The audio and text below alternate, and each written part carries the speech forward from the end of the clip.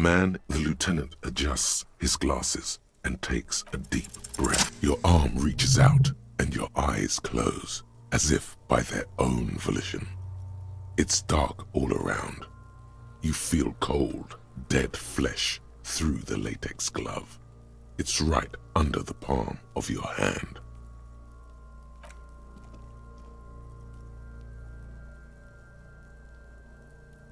His face, his cheeks, his nose, his fat, swollen lips. Like a rubber spider, your gloved hand crawls on his features. Everything is silent, all around.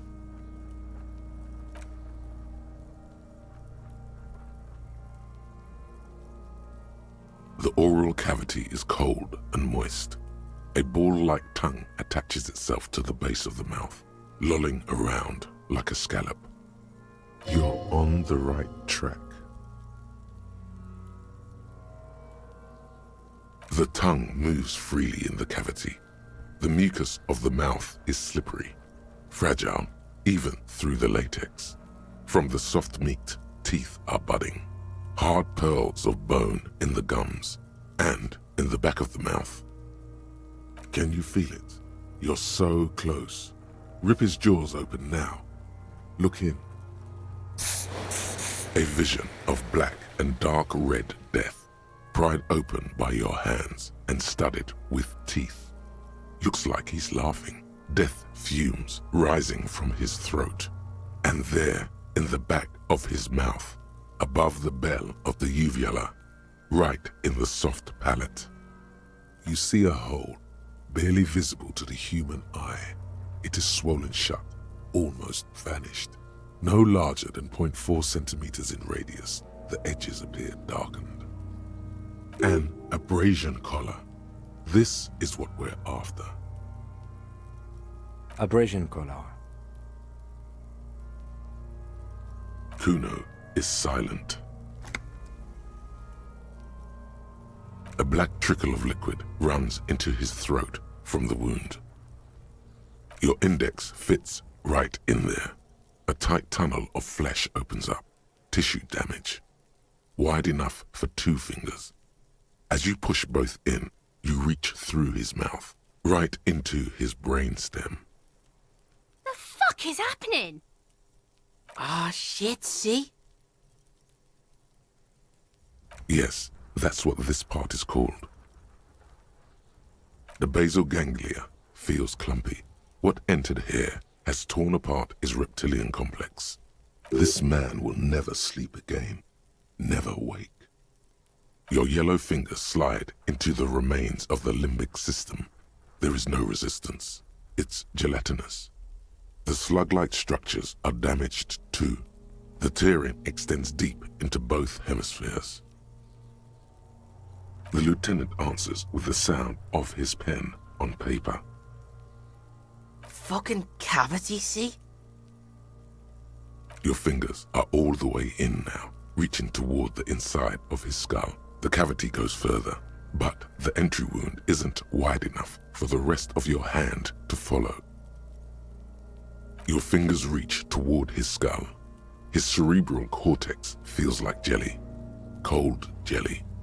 Strange fluid streams down your wrist as you push deeper until you feel it on the tip of your finger. Ice-cold serrated metal. Its edges cut right through the latex and into your finger.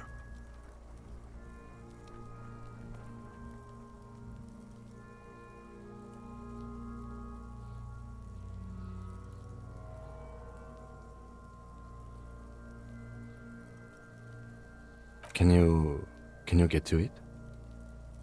There's a tiny crack, a protrusion in the cranium, right in the back of his head.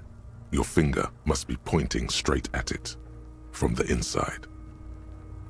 The object that is in there stops just short of the skull, in the encephalus, knocking this tiny fracture into the cranium.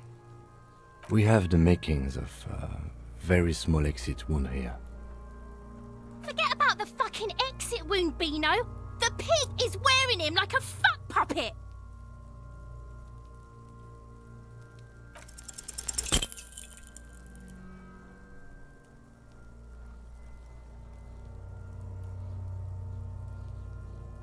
Push your hand further in.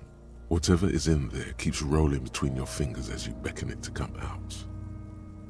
Out comes his small folding knife. The lieutenant moves its blade across the man's skull, searching for the exit wound. Withdraw your hand 4 centimeters, please. Ah, yeah. With a crack, he punches the knife in the skull. Then, one more time, and one more, until the bone comes loose, like eggshell. Inside, you feel the jelly move from his poking. Can you push it out? A small flower of metal blossoms from the man's head, followed by your yellow finger. Beautiful! A bullet. Unknown caliber.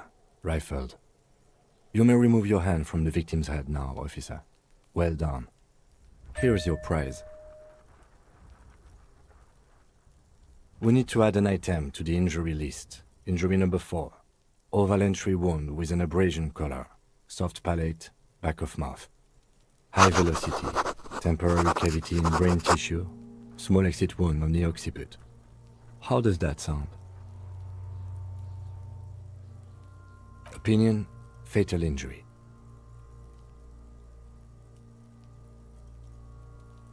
And one last thing. We should amend injury number 3. Ligament mark. New opinion, non-fatal, post-mortem, treatment. He's proposing the bullet was the real cause of death, and the hanging an attempt to conceal this fact.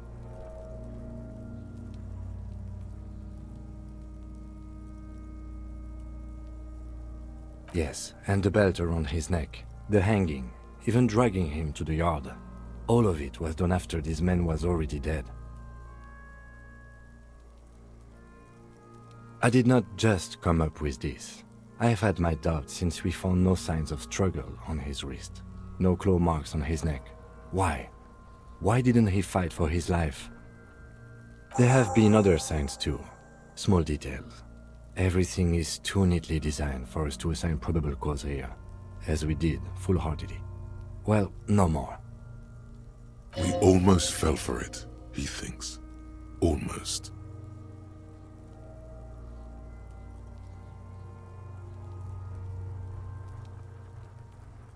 Yes, we should take a closer look at it.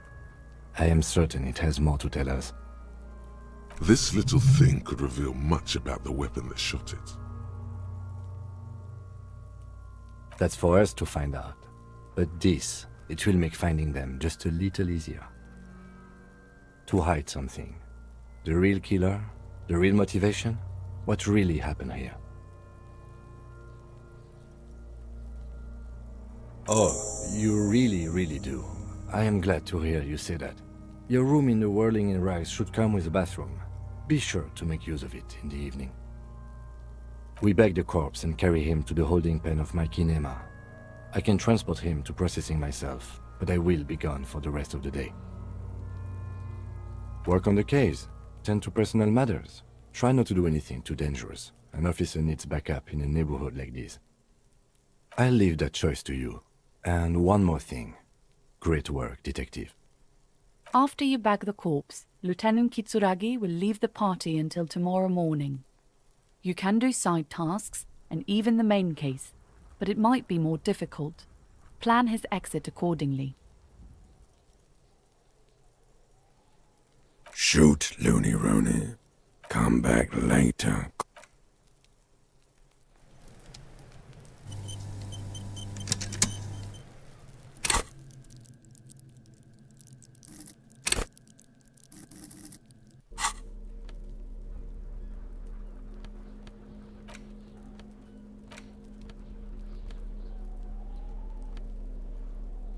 The bullet is safely sealed away in a plastic bag bearing the RCM stamp. Kim has filled out the label on the bag with the item number, case number, and date and location the bullet was found. Beside his orderly handwriting, the bullet looks especially sad, like a tiny, shriveled head of cauliflower.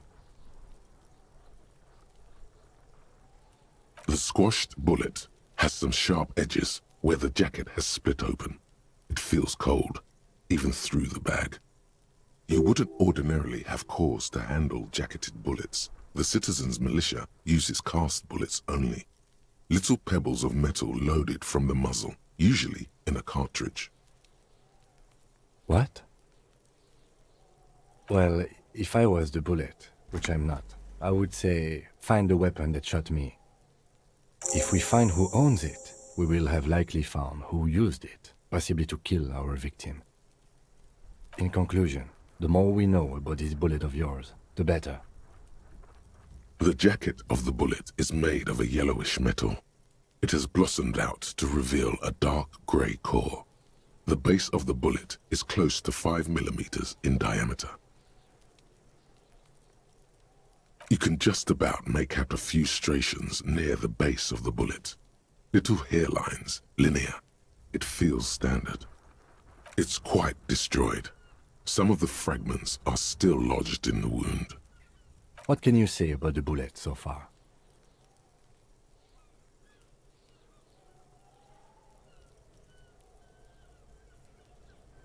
A jacketed bullet. Okay. It would have been shot from a military-grade breech-loading rifle, not from a muzzleloader like those typically found on the streets of Martinez. Highly unusual. The people of Revachol haven't carried breech-loading weapons like this for nearly half a century. Even the RCM uses ordinary unjacketed conical bullets. This is strange. Very strange. I like this, officer. Strange means unique. Unique means incriminating. We need to find the gun that shot it. Something tells you that won't be any time soon. This'll have to be one of those epic tasks that's open for a while.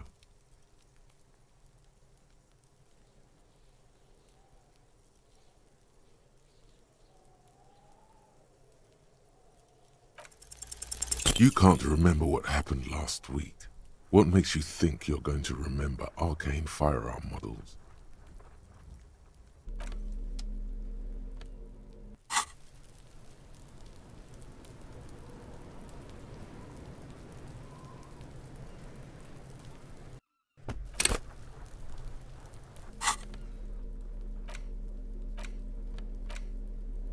The bullet is beside his orderly handwriting. The squashed bullet has some sharp edges. You wouldn't ordinarily have cause to handle jacketed bullets. What? Well, if we find, in conclusion, the more we know. The jacket of the... You can just about... It's quite... What can you say about the... Yes. It's as if you've seen bullets before. A jacketed bullet? Highly unusual. Even the RC... Something tells you that won't be any time soon. A rifle. Revolutionary period. Your bullet looks to be an old 4.46 millimeter from the surplus left over from the turn of the century. Probably an antique or a retrofitted antique. The 4.46 caliber was widely used with the Belmargrave rifle, a Revacholian manufacturer. The BM dominated the battlefields of the Insulindian theater of the anti-centennial revolution 50 years ago. No, but Zeliger, a major firearm manufacturer, ended up with a surplus after the war. So there are still a lot of these old military rifles floating around, usually broken. The quality was appalling. Antiques enthusiasts, guerrilla fighters in distant countries, a few lucky jamrock bangers. You're looking for a well-preserved antique, most likely. What are you thinking? Bullet?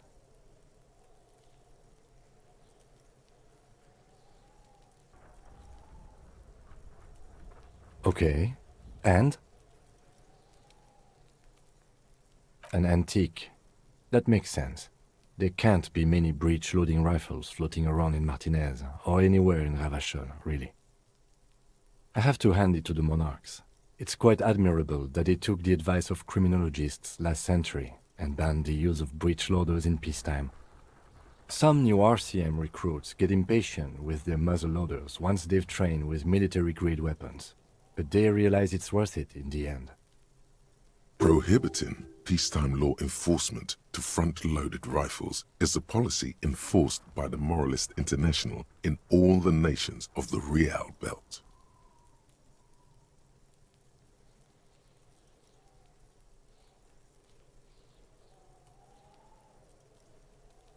Imagine if everyone, cops, citizens, had access to firearms that could shoot multiple rounds without pausing to reload. After the first shot, the second, third, and so on come much easier. But back to the investigation.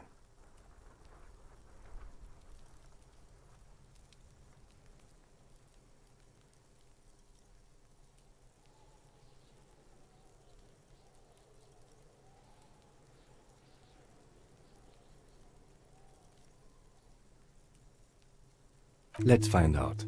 Next step, finding the gun itself.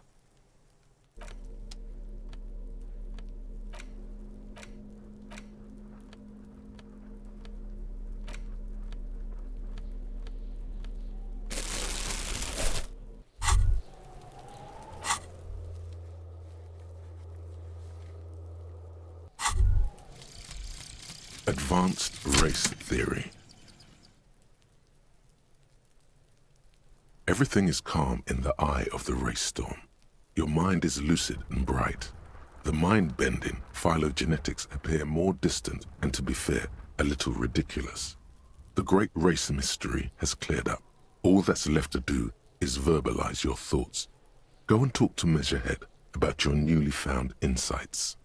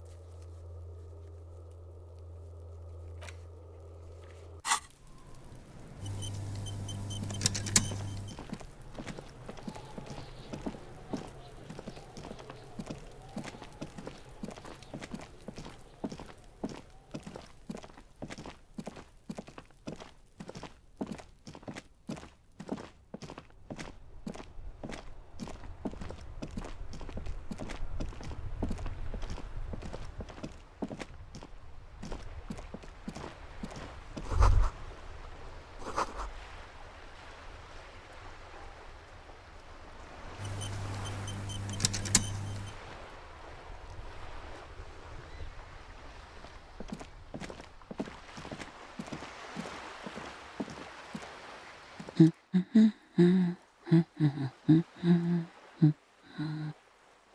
ship takes off like a silvery mosquito, unfolding its rotor blade arms. She mumbles reading, then puts down the soft cover. Yes? Hello?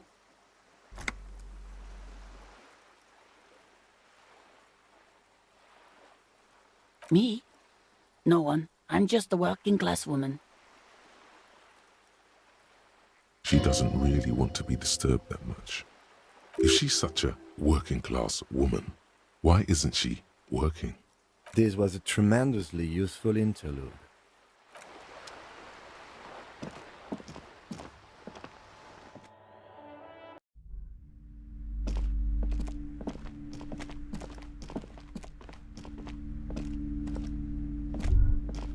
These shelves are overburdened with books from the same series. You see the name Dick Mullen over and over. A couple of spook novels hide amidst all the detective books. Thrilling tales of spycraft and daring-do. Crime fiction is a disgrace. An asinine misrepresentation of the physical attributes of the arduous everyday work of actual police officers. These books greatly overstate the excitement of police work, glossing over how long it takes to actually follow up on leads and eliminate dead ends. What's more, they completely ignore the psychological hardships of year after year coming into contact with people during the worst days of their lives. Not a single mention of all the stress this work creates upon the officer's family. Detective fiction just doesn't tell the truth at all. Now, would you like a list of all the books found on the shelf? Shelves filled to the brim with crime novels featuring the supposedly stalwart Vespertine detective, Dick Mullen.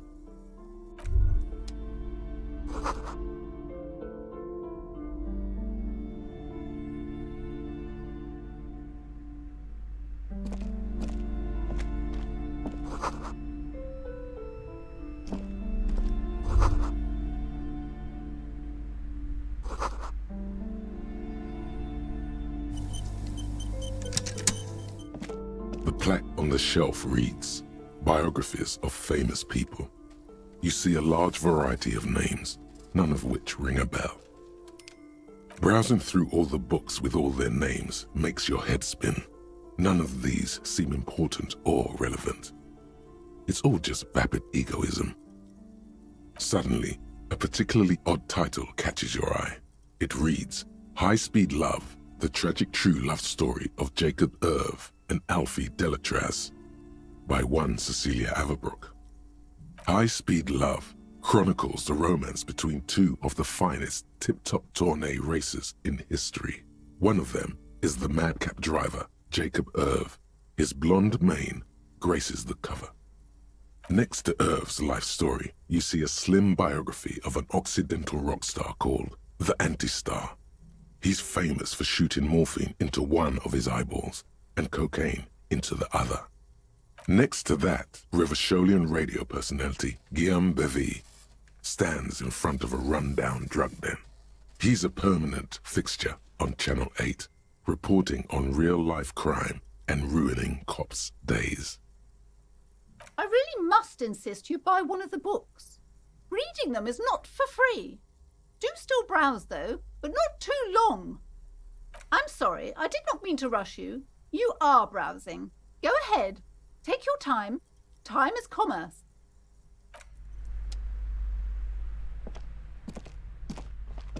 Several maps have been attached to a bulletin board hidden inside the alcove.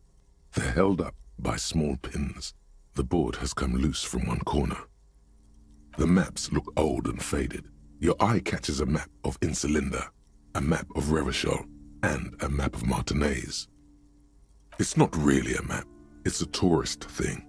A picture postcard with buildings on it, drawn from an isometric perspective. A date in the upper right corner says 48. Still, it's detailed. Could be pretty useful for scouting ahead. You see the jagged boxes of an industrial harbor, even the whirling in rags there. I'm sorry, officer. The map of Martinez is the only one available. The other two are not for sale anymore. And besides, you could scarcely afford them. They're quite valuable, though they might not look it. The map of Martinez is 90 cents, though. That old thing? It's an out-of-date map of a tourist location that never was nor came to be. From when some design studio people tried to spruce the place up 4 or 5 years ago. They also renovated the horse statue, set up those coin-operated viewers, and designed the new street lamps. The place does not look like a successful tourist trap, does it? They didn't get that far, for some reason. A shame the project never got going. Would be nice if someone fixed Martinez up. All these ruins are bad for business. Always good to be informed of your surroundings. This bookstore is not strictly about crime, romance, and biographies of famous people. There's also a wide range of paranatural literature. Amidst the various books, you find one written by someone named Matthias W. Dundas. It's about wholeness, unity, balance. These three things are very important to the working class mind. The point of the book, and many others on this shelf, is to give people medicinal advice in situations where they don't have access to paid health services. Various paranatural books.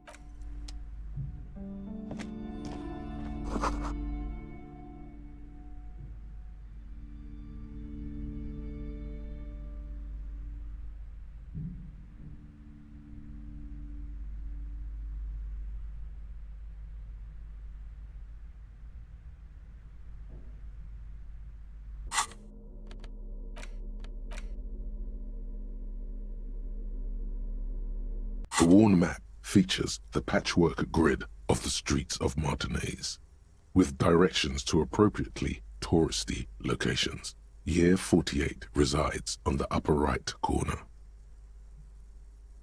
Your finger moves through the various streets, across Rue de Saint-Ghislain and Rue Saint-Sipar, over Saint-Brun and Martinez North, finally coming to a halt on the spot where you are currently standing, although the map gives no such indication itself. For a more detailed view of the map, go to your journal.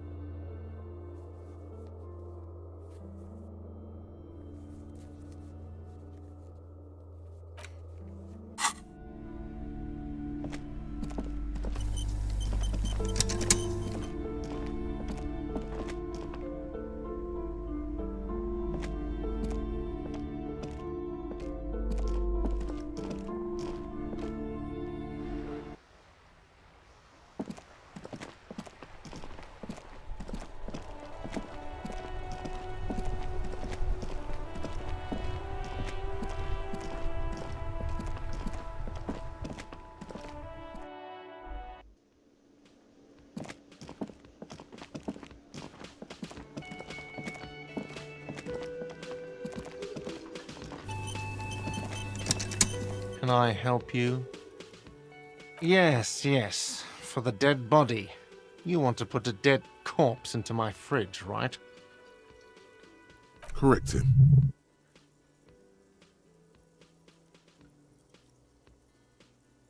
Well, I have a fridge, and you're not putting it here. Because this is a culinary establishment, not a morgue. I can't believe you even asked me. It would only be for... Lieutenant, you too? You're asking too? No. The answer is no. I will not turn this place into some kind of macabre circus. Let's go talk to the frit clerk.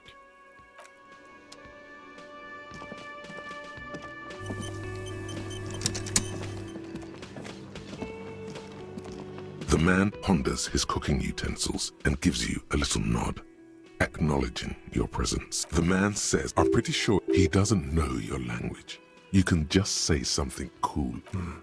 Okay, so it's vodka that keeps the men happy. Of course, turning it up seems like a dangerous idea. The cook gives you a long, disappointed look, then turns the stove off and seems to wait for you to speak.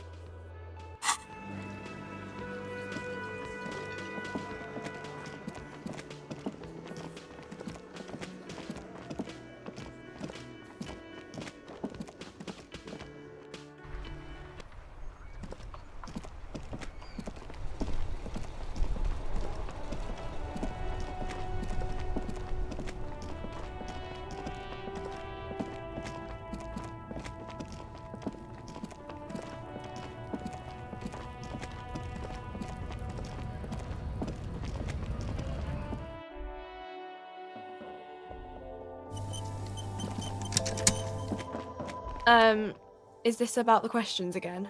Because I don't really know anything. Right behind you. You're joking, right?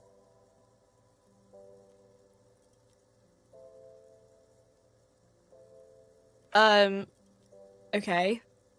It wouldn't even fit, you know. Now that I'm looking at it, maybe a glass-doored fridge in a public grocery store isn't the best option for storing a corpse.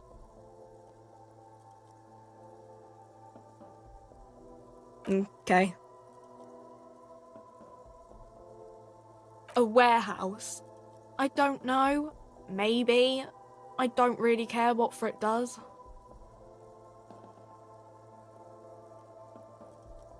She scrunches up her face into an expression of consummate adolescent skepticism. Fine.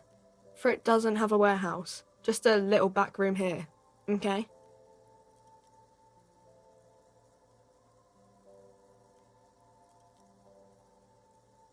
A warehouse? She looks up. Fine.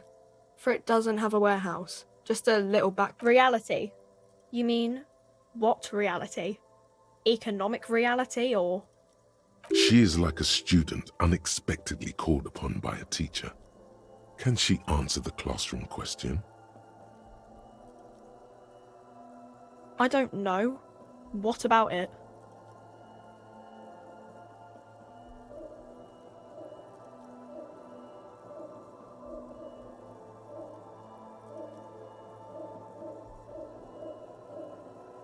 Cool.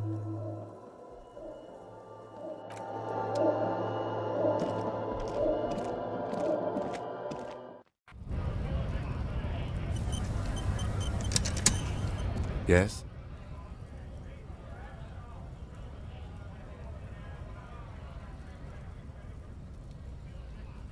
What do you want to know? What's there to say? It's just stupidity. The cop kind.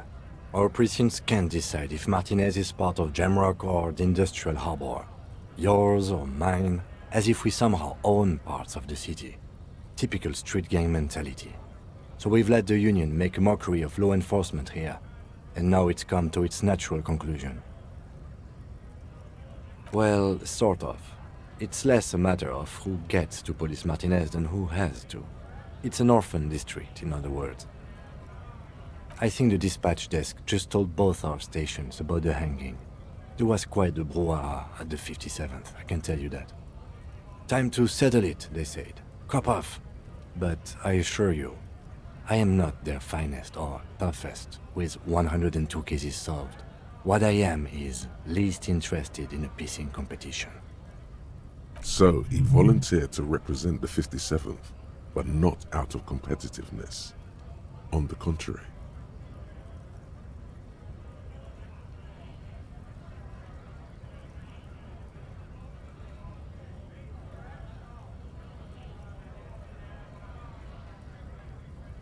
Martinez?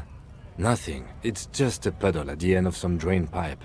No one cares about this place. They care about sports. Most of our colleagues don't even know how to get here. North of the interchange doesn't exist. Yes, I'm an unrepentant spoilsport.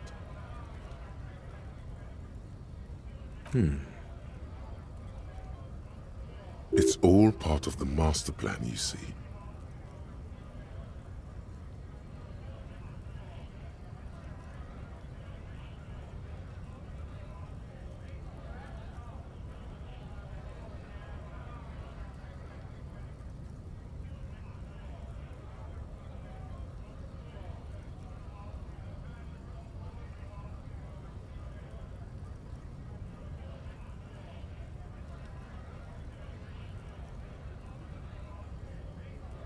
Really?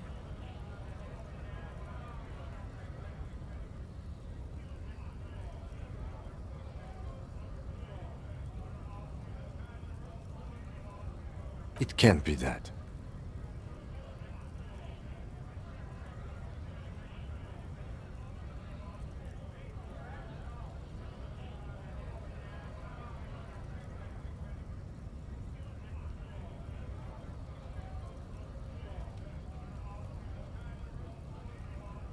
I hope you do. And he will help. Yes, it's a wholly pointless matter. Forget I ever mentioned it.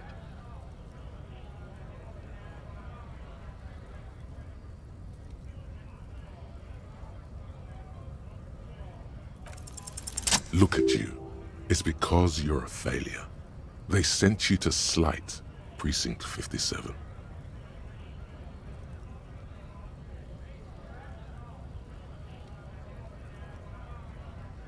Just think about it for a second. You're a raging alcoholic who showed up 3 days late wearing piss-stained disco garb. You weren't sent here to win.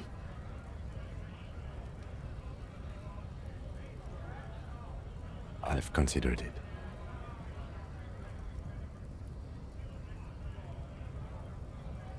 It would be immensely ugly of them, not to mention unprofessional, but I also think it's somewhat unlikely. I checked the records. This jurisdiction dispute, who polices Martinez, reaches back to the 30s. It's as old as my station. And all this time we can't decide who gets Martinez? I think, yes, both stations would prefer a win. Safe? No. But you're old. You've made it this far. Something has brought you through. We've only just started working together, so I don't know what it is yet. But it's there. So no, I don't think they sent you as a joke. And even if they did, they are in for a surprise.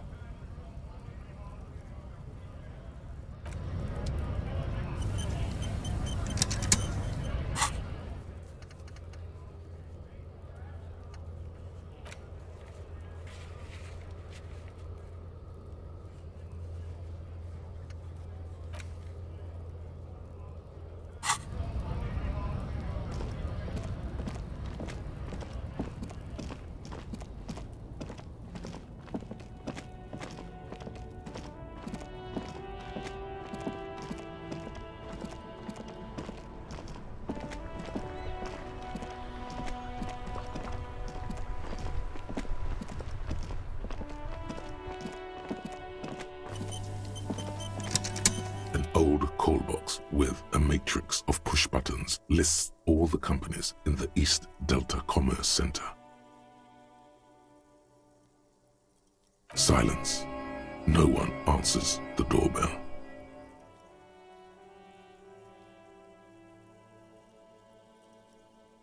Nothing happens after you ring the doorbell. They don't want to talk to you.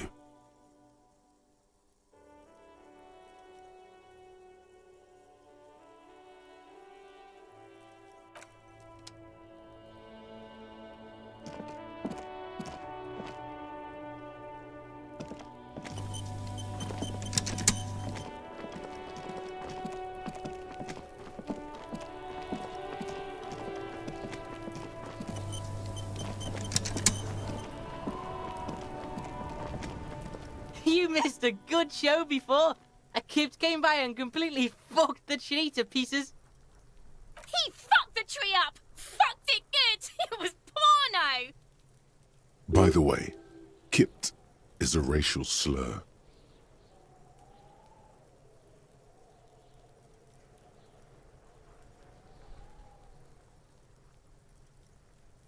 Shoot that shit at Cuno, Pigonort.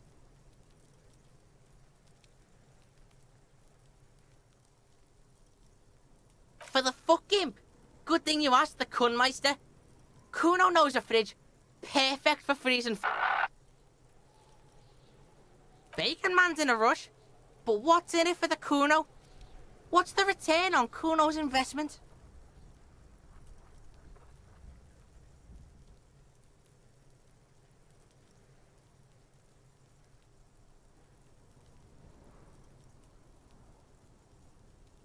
Cuno's clock's not doing shit. Cuno's got a fuckload of time. Don't believe him, Cuno. He just wants to use your fridge. By killing in his territory, someone has openly challenged Cuno. It's in his best interest to put them in their place.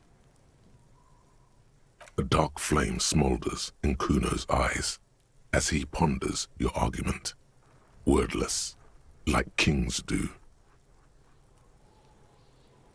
Alright, Cuno hears you. See that shit house over there?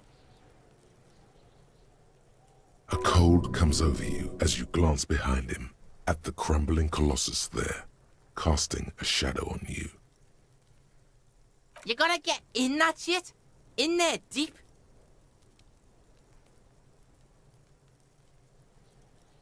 Check the fucking basement, pig. Don't you know anything? Always check the fucking basement, recon style. There's a giant fridge down there. Fucking will fit, no problem. It looks like a white bird or some shit. Try not to piss yourself when you see it. A white bear? A polar bear? Through the bookstore, you gotta beg the book bitch. Used to be you could get in there through the doorbell, jam that shit. Book bitch changed that. Cuno doesn't beg, so Cuno doesn't go there anymore. Yeah, book bitch, beggar. You stupid or something? He means the bookstore. We have to ask. Plaisance is the mother of the little girl peddling books. Impressive note-keeping, Lieutenant. See, the clod gets it. Listen to your four-eyed friend. You didn't hear it from Cuno, pig. But don't forget where you heard it from. Cuno owns you now, pig. You're Cuno's property. Cuno doesn't fuck.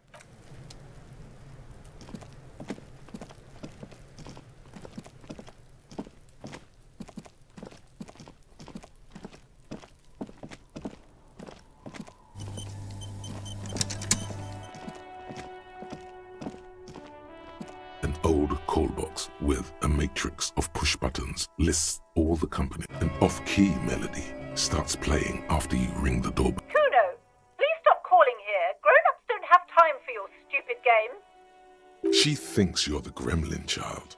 What would he say to this?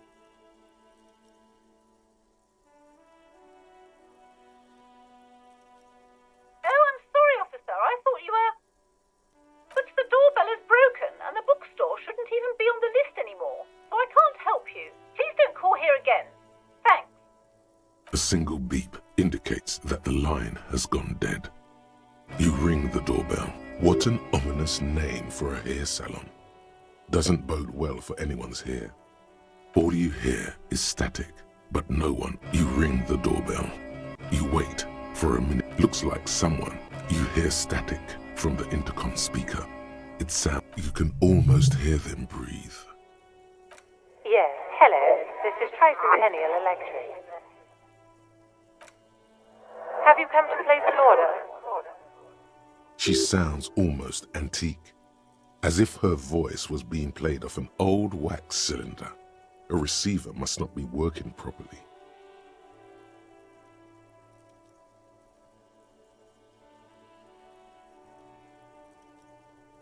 My God. The lieutenant exchanges a look with you. It's you. My God. I didn't think I would hear your voice again. Who cares that you don't remember her? Just go along with it. No, something's wrong here. Are you sure she's talking to you?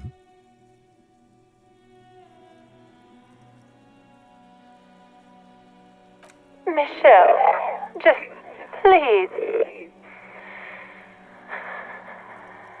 Why did you even call? I don't understand. You've been gone for months. I thought you didn't care. Ever since I came to work here, it's been different. As if my mind's been wiped clean. A spot of static overrides her words. When she speaks again, it sounds like she's submerged. It's so nice. It's so nice to be able to finally meet again. She sounds like she's about to cry. She doesn't answer. Silence.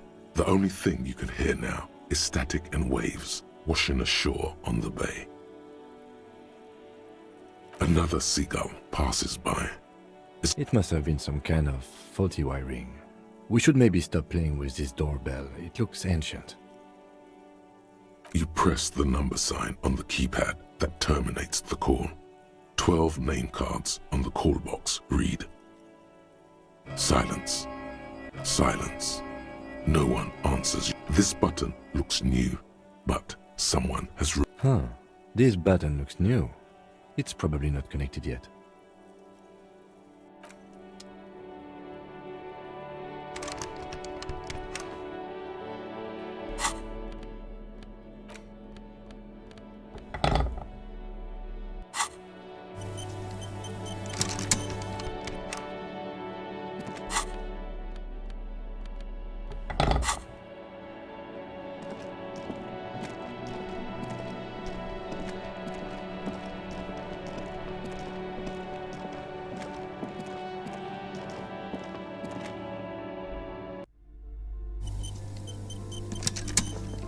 Hello again, esteemed officer, and welcome to Crime, Romance, and Biographies of Famous People. A fridge? No, I don't know anything about a fridge. Aren't you interested in books? For whatever reason, she's lying to you about the fridge. Seems like you have to find your own way to the cell.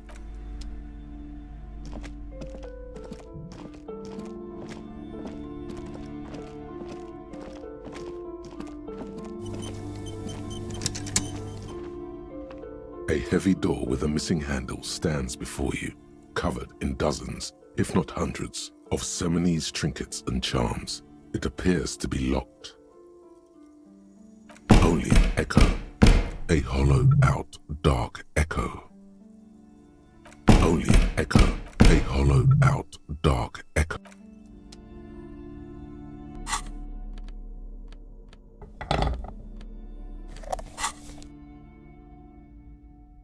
A heavy door with a missing handle.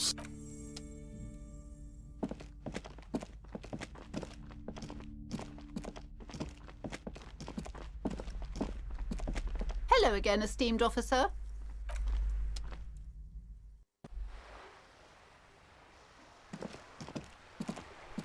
Every snowflake is like a little gift from the sky.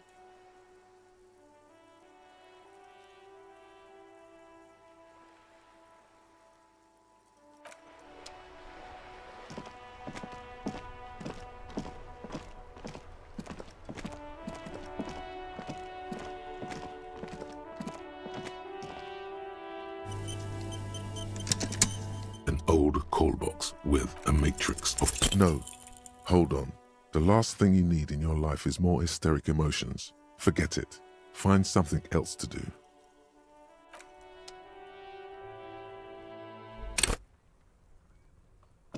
An old call box with a matrix. Whatever she says, it can't hurt you. You're a different person now. Stronger, healthier, and... Alright, maybe not healthier, but it's a bonus that you've drunk so hard you can't remember any of your past relationships. Oblivion's the ace in your corner. There's a light buzz as you press the doorbell, waiting for her to answer the call. It's cold outside, and you can hear the wind blowing into the speaker. There's the static again, whispering like a seashell pressed against the air. Yes, hello. This is Tricentennial Electric. Have you come to place an order?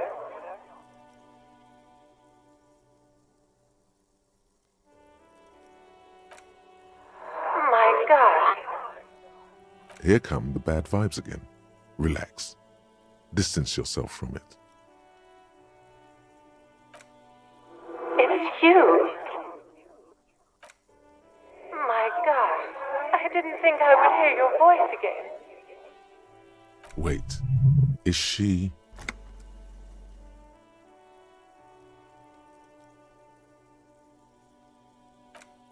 Michelle, just please. Why did you even call? I don't understand. You've been gone for months. I thought you didn't care. Is this some kind of joke?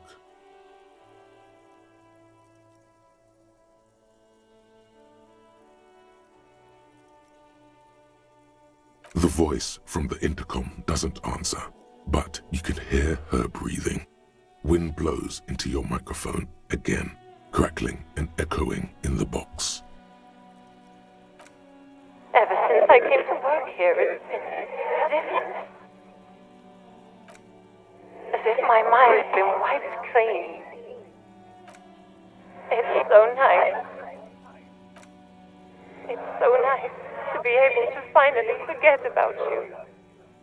And then it hits you. She tries again not to cry, and still doesn't succeed completely. Her quiet sobs sound old and distant, as if her voice is being played off a wax cylinder. Her sound melts into the static from a long-distance phone call. From time to time, you can hear people talking in the distance, but can't make out any words. This is where you hung up the call the last time, but the recording is still going. The phone rings in the office with an old-fashioned chime, and someone walks by in a pair of heels. The static is like a warm blanket wrapped around the sounds. No one replies, but the static grows stronger like rainfall. Then a female voice speaks out, completely different from the one before, glorious and total somehow, crawling inside your head. Her words are too cold to comprehend. She smells of sodium lights and rain streaks on car windows. Eyes like pilot lights watch your shape in dark hallways, guttering. So... it was a recording trapped in the circuitry from some ancient tenant. This sometimes happens. Shall we conclude here? We have other mysteries to solve. Don't take this the wrong way, but during our short stint working together, something weird is almost always happening to you. That is true. You hear the same.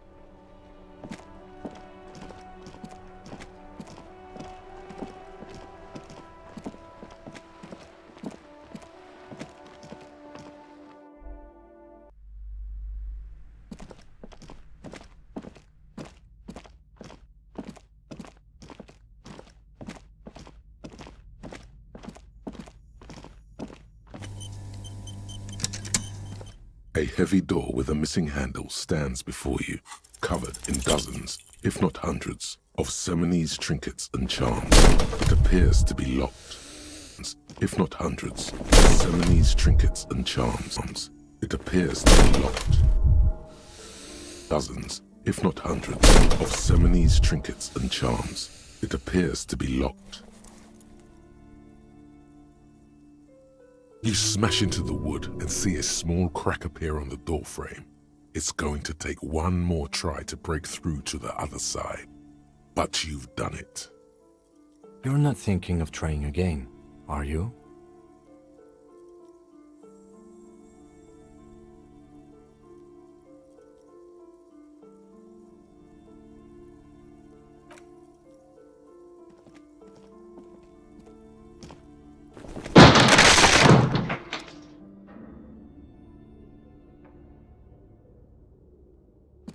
What is this place?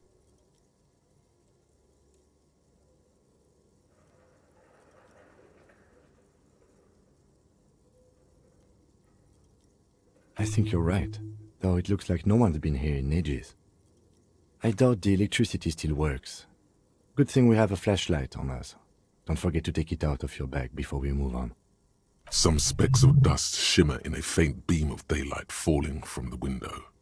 Other than that, the room is dark. An eerie feeling rises in your chest. Sounds good.